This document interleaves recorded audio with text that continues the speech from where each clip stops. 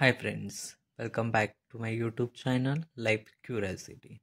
In last lecture we have seen how to differentiate derivative of any function. In today's lecture we are discuss about what are the different rules used for the differentiation and some examples. आपण मागच्या व्हिडिओमध्ये derivative कसे solve करायचे, कोणत्याही फंक्शनचं derivative कसं घ्यायचं हे आपण समजून घेतलं. आताच्या लेक्चरमध्ये आपण डिफरन्सिएशनसाठी कोणकोणते नवीन रूल्स यूज केले जातात, जसे की ॲडिशन रूल असेल, subtraction rule, multiplication rule and division rule. हे 4 महत्त्वाचे रूल्स आहेत. ते रूल्स पाहण्याआधी आपण काही एक्झाम्पल्स बघू. जे आपण परवा फॉर्म्युले तयार केले त्याचे एक्झाम्पल्स बघू. तर माझ्याकडे काही एक्झाम्पल्स आहेत, तर आपण ते सॉल्व्ह करू. आपण काही एक्झाम्पल्स बघू. तर माझ्याकडे इथे आहे 7x. How to find differentiation of 7x.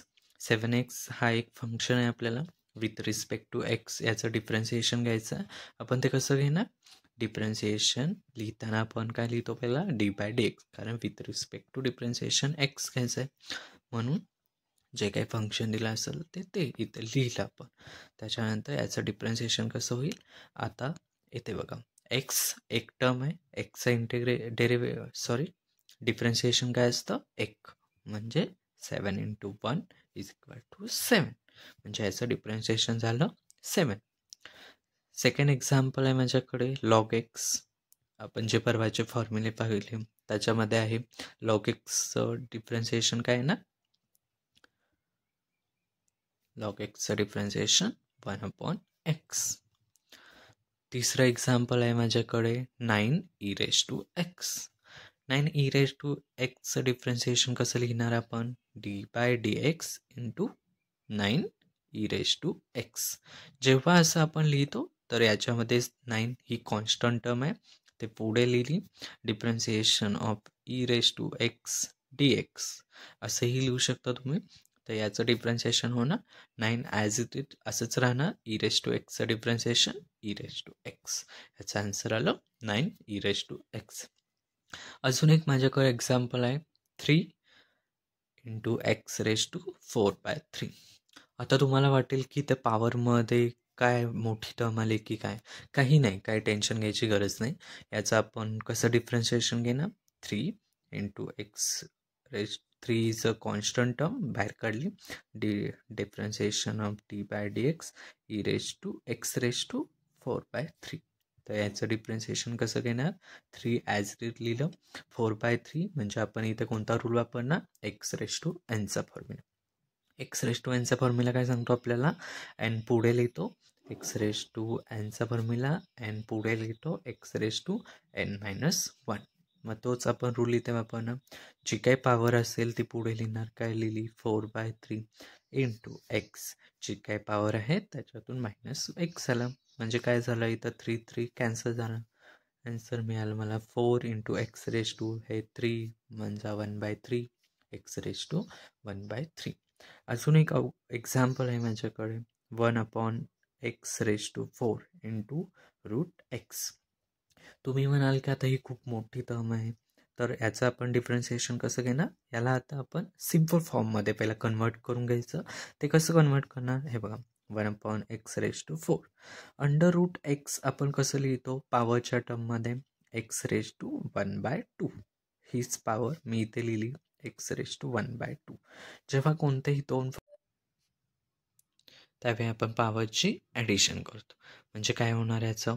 1/x⁴ +½ म्हणजे याचा आन्सर होईल 1/x⁴ 4 × 2 @ 9/2.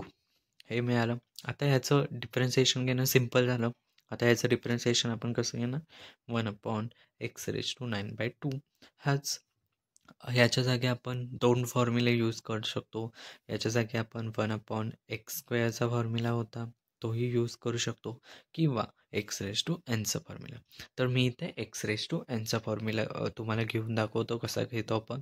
ही टर्म खाली आहे ती आपण वरती घेणार. ती टर्म न्युमरेटरमध्ये घेतल्यानंतर निगेटिव्ह पॉवर होते, म्हणजेच x = x⁻⁻⁹ -9/2. मग याचं डिफरन्शिएशन आपण घेतो की जी काही पॉवर असेल ते पुढे लिहितो -9/2 इंटू x रेज टू -9/2 -1. तर याचा आन्सर काय होईल -9/2 देन x⁻² -2 -11/2. आता हे मी न्युमरेटर डिनॉमिनेटर टर्ममध्ये लिहायचं झालं तर -2/2 ॲज इट इट लिहिलं x⁻² +11/2 means that this can be written as -9/2 into x⁻11/2. हे याचं आन्सर झालं. याच्यानंतर मी पुढचं एक्झाम्पल घेतलं कोसेक एक्स. तर आपण परवाच्याच फॉर्म्युल्यामध्ये बघितलं कोसेक एक्सचं डिफरन्शिएशन आपण कसं लिहितो d/dx into cosec x. Cosec x लिहिलं मी तर याचं डिफरन्शिएशन असतं -cosec x into cot x. जे काही सी वाल्या टर्म असतात त्यांच्या पुढे आपण जेव्हा नेहमी डिफरन्शिएशन घेतो तेव्हा निगेटिव्ह साईन देतो. हे तुम्ही लक्षात ठेवा. ही खूप मोठी ट्रिक आहे याच्यामधली. किंवा मी दुसरं कोणतंही घेतलं tan x घेतलं. tan xचं डिफरन्शिएशन कसं लिहितो आपण d/dx into tan x is equal to sec²x. असे कोणताही टर्म आला ट्रिग्नोमेट्रिकचं फंक्शन आलं तर आपण याचं डिफरन्शिएशन ते असं घेऊ शकतो. In further lectures, we discuss about what are the different rules and some examples according to rules. जर हा तुम्हाला कंटेंट व्हिडिओ आवडला असेल तर प्लीज तुमच्या मित्रांपर्यंत शेअर करा, सबस्क्राईब. थँक्यू.